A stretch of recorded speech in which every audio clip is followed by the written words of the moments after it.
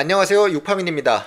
고기 요리할 때 핏물을 빼라는 사람도 있고 빼지 말라는 사람도 있는데, 핏물을 빼자니 뭔가 육즙도 다 빠지고 맛없어질 것만 같고, 핏물을 또 안 빼자니 뭔가 불순물도 같이 먹게 될 것만 같고, 대체 어떻게 하는 게 옳은 방법인지 정말 헷갈리셨을 텐데요. 제가 이 논란을 한번 종결내 보겠습니다. 먼저 핏물의 정체부터 파헤쳐 보자면, 물에 고기를 담궜을 때 나오는 건 육즙이고 뼈를 담궜을 때 나오는 건 핏물이 맞습니다. 혹시 소고기 꽃등심이나 돼지고기 삼겹살 드실 때 물에 담궈서 핏물 빼고 구워 드시는 분 계신가요?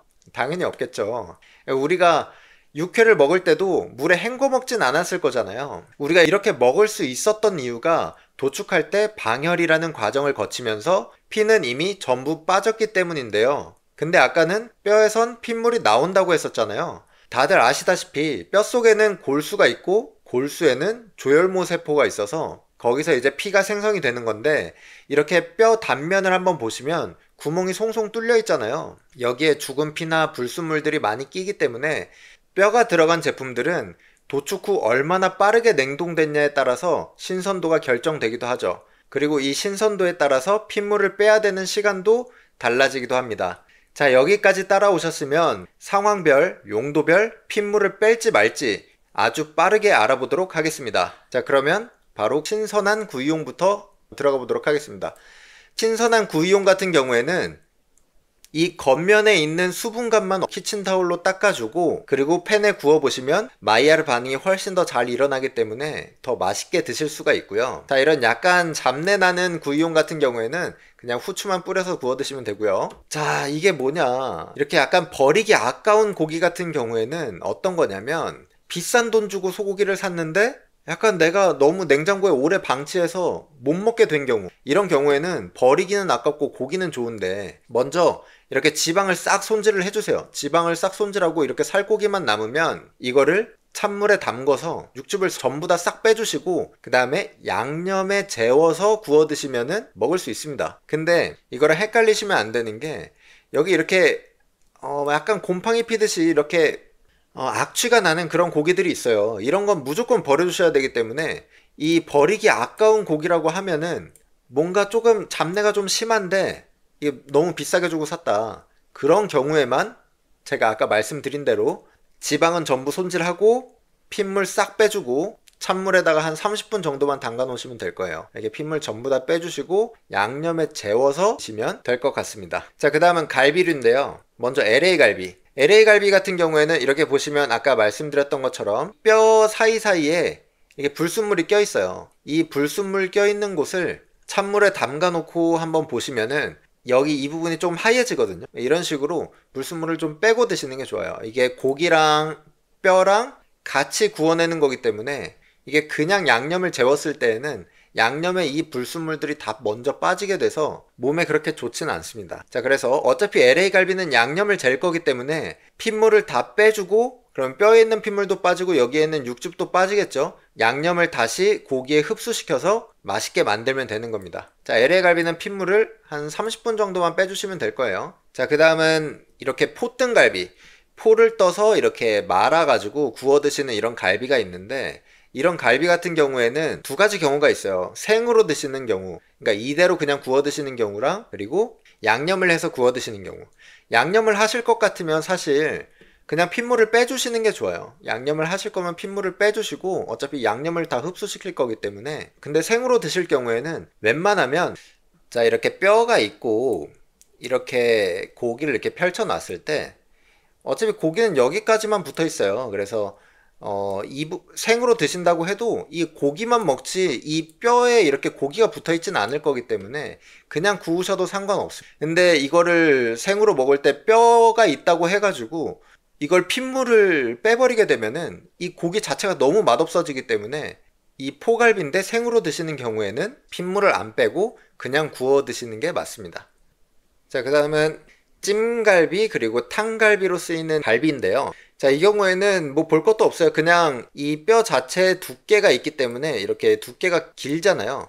그러면은 이 안쪽에 있는 것까지 핏물을 다 빼줘야 되기 때문에 핏물 빼실 때 신선도에 따라서 다른데 1시간에서 2시간 정도 빼주시면 좋을 것 같습니다. 자, 그 다음은 맑은 국을 끓일 때인데요. 국 같은 경우에는 핏물을 빼냐 마냐에 대한 호불호가 굉장히 많은 것 같더라고요. 자, 맑은 국을 끓일 때 어떻게 해야 되냐면, 여기 지금 국물 색깔을 보시면은 되게 맑잖아요. 근데 고기 자체가 이 국물에 넣으면은 국물을 이렇게 뽀얗게 만들어주질 않아요. 고기에서 오히려 육즙이 나와서 국물 색을 탁하게 만드는데, 그래서 이렇게 맑은 국을 끓이시고 싶은 경우에는 먼저 핏물을 빼고 그리고 끓여서 한번 데쳐낸 다음에 끓이시면은 이런 맑은 국을 끓이실 수 있습니다.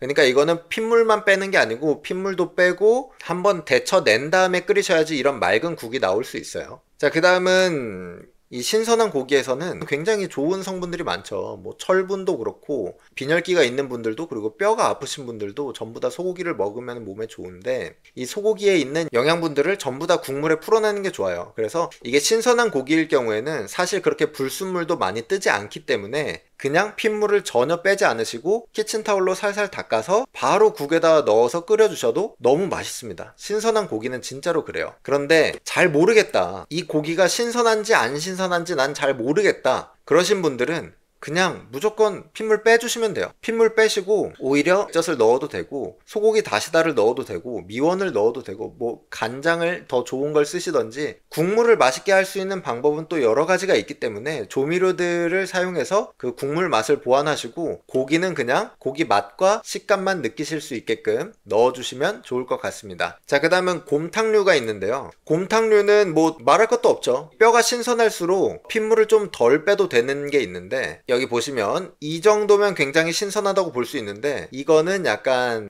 여기랑 여기 보시면은 그렇게 신선해 보이지는 않아요. 그러니까 도축한 다음에 냉동이 되기까지 좀 시간이 걸렸던 그런 것 같아요. 사골 곰탕이나 꼬리곰탕 같은 경우에는 한번 팔팔 끓여서 버리기 때문에 2시간에서 3시간 정도만 끓여주시는 게 좋을 것 같아요. 그리고 사골을 어떻게 끓이는 게 좋은가에 대한 영상은 제가 전에 올려둔 게 있으니까요, 그거 한번 확인해 주시면 좋을 것 같습니다. 뼈는 무조건 핏물을 빼준다. 자, 그 다음은 곰탕에 넣는 고기들이 있어요. 곰탕에 넣는 고기들은 뭐냐면, 곰탕 따로 끓이고 고기 따로 끓여야 돼요. 아니면 아까처럼 고기 핏물을 뼈랑 같이 빼주고 그리고 한번 팔팔 끓여서 버릴 때도 고기는 같이 팔팔 끓여서 버려주고 끓여주시면은 이런 뽀얀 국물을 얻으실 수가 있는데, 그것보다 좋은 게, 저는 국물은 어차피 이 곰탕 국물 자체가 되게 깊은 맛이 나기 때문에 고기는 따로 삶아서 고기를 넣어서 드시는 걸 더 추천해요. 왜냐하면 곰탕에 고기를 넣어서 자꾸 끓이게 되면 이 고기의 식감 자체가 너무 흐물흐물해져요. 너무 흐물흐물해져. 그래서 고기의 식감을 계속 유지를 하면서 곰탕에 넣어서 드시는 걸 더 추천하는 편입니다. 자, 그 다음은 도가니탕 속에 들어있는 이 스지죠. 이 스지 같은 경우에는 뼈가 아니기 때문에 따로 이렇게 핏물을 뺄 것까지는 없어요. 10분에서 15분 정도만 살짝 데쳐내고 그 다음에 그냥 끓여 드셔도 좋습니다. 이것도 마찬가지로 이 곰탕 속에 계속 넣어놓고 끓이게 되면은 이 식감 조절이 안 돼요. 쫄깃하게 드시는 걸 좋아하시는 분들이 있고 그냥 푹 익어서 너무 말랑말랑하게 드시는 분들도 있는데, 저는 좀 쫄깃하게 먹는 편이라서 곰탕이랑 끓일 때에도 이 팔팔 끓이다가 나중에 좀 건져내 놓는 편이거든요. 그렇게 식감 조절을 해주시는 게 오히려 더 중요합니다. 자, 그 다음은 양념하는 고기들이에요. 양념하는 고기들인데, 자, 여기 양념 고수라고 써놨잖아요. 자, 양념 고수, 이게 무슨 뜻이냐, 내가 양념에 진짜 자신이 있다 그러면은 핏물 다 빼도 돼요. 육즙 다 빼버린 다음에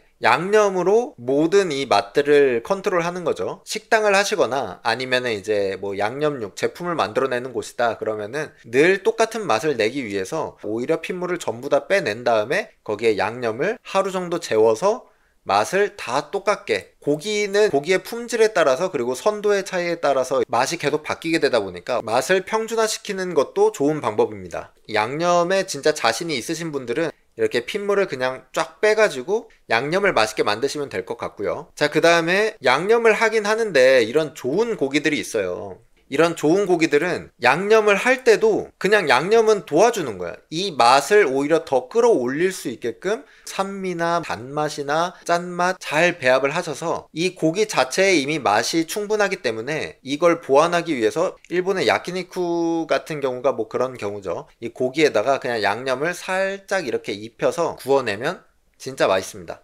물론 그냥 구워 먹는 게 제일 좋겠죠. 이 정도까지 이 마블링이 좋고 이런 맛있는 고기들은 그냥 소금구이에 드시는 게 제일 좋기는 한데, 그래도 본인이 진짜 원하는 뭐 어떤 시즈닝이 있다거나 아니면은 진짜 맛있는 양념 소스가 있다거나 그런 경우에는 살짝 발라서 구우셔도 될 것 같습니다. 당연히 핏물 빼지 않고요. 자, 이렇게 핏물을 뺄지 말지 어떻게 빼는 게 좋을지 이 상황과 용도에 맞게 한번 알아봤는데요. 궁금증이 많이 해소되셨으면 좋겠습니다. 이외에도 이런 경우도 있다 하고 딱 떠오르시는 게 있으시면 꼭 댓글로 남겨주시고요. 추후에 한번 반영해가지고 다음 버전도 한번 만들어 보도록 하겠습니다. 사실 둘째 아이가 태어난 지 일주일도 안 돼서 자료 화면을 좀 많이 넣고 싶었는데 최대한 편집을 적게 하는 쪽으로 영상을 만들게 된 것 같아가지고 조금 아쉽네요. 구독과 좋아요 눌러주시면 영상 제작에 큰 도움이 될 것 같습니다. 시청해주셔서 감사합니다.